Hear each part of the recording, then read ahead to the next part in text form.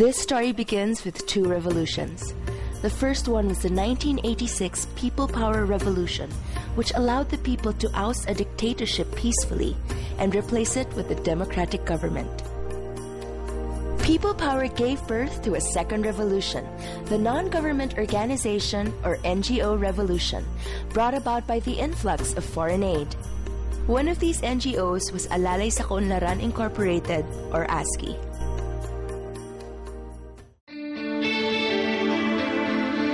ASKI was born in Nueva Ecija in Central Luzon. It began as a microfinance organization committed to the development of small to medium enterprises and the delivery of social services. In 1987, on its first year of operations, ASKI served 25 clients whose income-generating projects created 79 jobs, benefiting 642 people. The 1990 Baguio earthquake and the 1991 Mount Pinatubo eruption allowed ASKI to go beyond microfinance as it received and administered donations for disaster rehabilitation.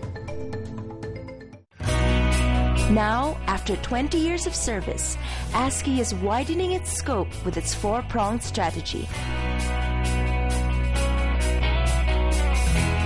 ASKI's initial mission, microfinance development, funds modest entrepreneurs like Cynthia Baello, who have been rejected by typical commercial banks. At the start of her business, Cynthia was invited to a trade fair, but she lacked the capital for her products. So I tried going to banks, ni-reject ako kasi very small. So punta ako sa mga lending. So sabi kong ganon, can you accommodate me with a loan of 5,000? I will be joining this trade fair. I will pay you in 3 months. They ask for collaterals. Tapos, ang minimum daw nila, binibigay nilang loan is 1 million. The discouraged Cynthia was on her way back home when she passed by an ASKI office. Unsure of what the NGO was all about, she went in and was surprised by the immediate attention. Tapos, nandoon yung manager nila. Tinignan niya yung papeles. Alam mo sa akin, napakalaking bagay yun. He gave me attention. He gave me some time, 10 minutes. As someone na hindi niya kilala. Walk-in lang talaga ako. ASKI illuminated Cynthia's path to progress. She obtained the funds she needed for the trade fair, which opened doors for her business. As orders started pouring in, Cynthia's partnership with ASKI also flourished. They can give a businessman like us hope. They can encourage us na magkaroon ng dignity. Kami tatay na doon sa tahiyan to. Similar aid was given to Ed Agustin, who after 14 years of working in a shoe company, dreamed of establishing his own business. Ed applied for ASKI's Trust Bank Sponsorship Program, which gathers borrowers into groups of 5 members. Noong una po ako, yung sa grouping, 5,000 ang binibigyan. Hanggang sa naging 8,000 kaya ngayon ma'am, asa ko na ko nasa 150,000 ako. Increased capital meant increased output. As his shoes gained popularity, weekly demand increased from 60 to 400 pairs. To keep up with the orders, Ed and his wife hired workers from their community. Currently, Ed employs 29 workers. To help Ed in his managerial tasks, ASKI provided him with training, from which his staff also benefited.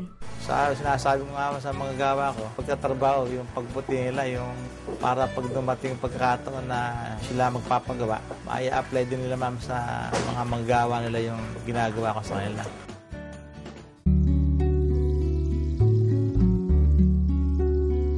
This hanging bridge is the only link of Pugadlawin to other communities, where they sell fruits and vegetables.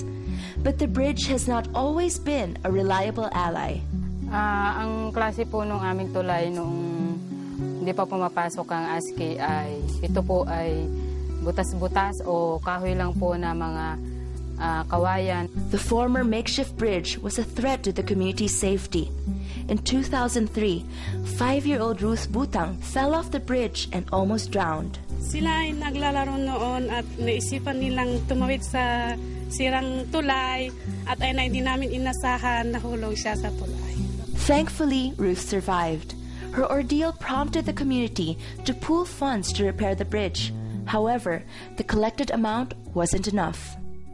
ASKI assisted the community by organizing its members and equipping them with skills to effectively present their case to government officials. Tinuruan po nila kami ng mga trainings, skills training, mga technical writing, kung paano pong lumapit sa may mga katungkulan. Ganon. Bagamat nung una kami po ay mga nahihiya, minulat po nila kami. On August 25, 2006, a stronger and safer bridge was inaugurated. Today, the bridge is more than just a means for transport. It has become a symbol of community empowerment.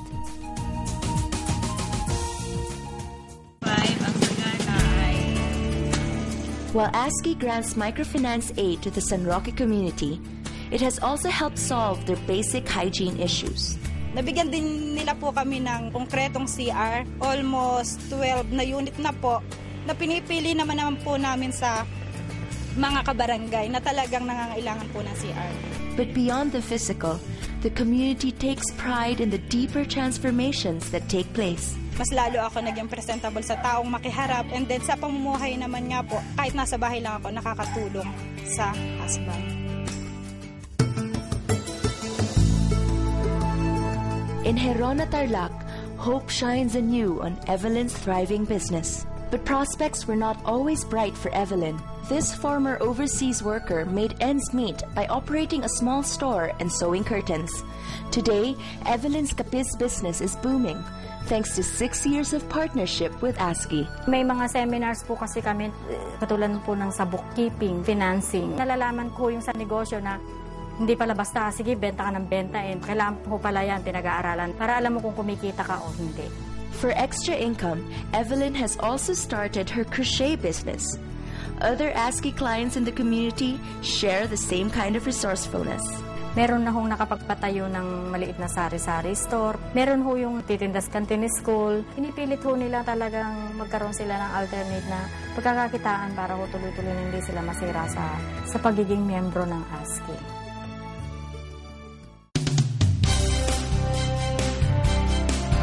ASKI's holistic approach towards social change covers all aspects, even the spiritual. The primary objective of ASKI is first to help the poor in the community, and also with it is to change the moral values of the people. So we call it a Christian NGO.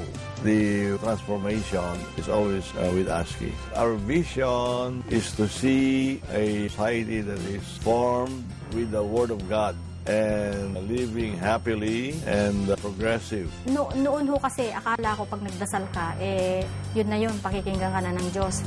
Tapos tuloy mo na kung ano yung gagawin mo. Mula ho nung nasa ASKI na ako, naririnig ko yung sa Bible sharing, ganyan, naintindihan ko po kung paano talaga yung relation sa taas, sa God, kay Jesus. ASKI's constant expansion brings the country a step closer in making poverty history. Right now, we have 48,000 clients located in 9 provinces in Central Luzon, Northern Luzon, and the province of Baler. We have programs within the Sierra Madre Mountains. We're supporting the indigenous people.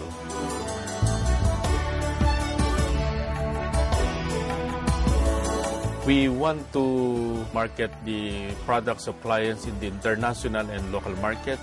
We want clients to participate in the microinsurance company. We want to have ASKI Socialized Housing Corporation to support the housing needs of the poor. So we want to have ASKI Training Institute, the expansion of our outreach program through ASKI Foundation, and hopefully we'll have the ASKI Bank. ASKI's synergy of its local and foreign sponsors allows it to continue its mission.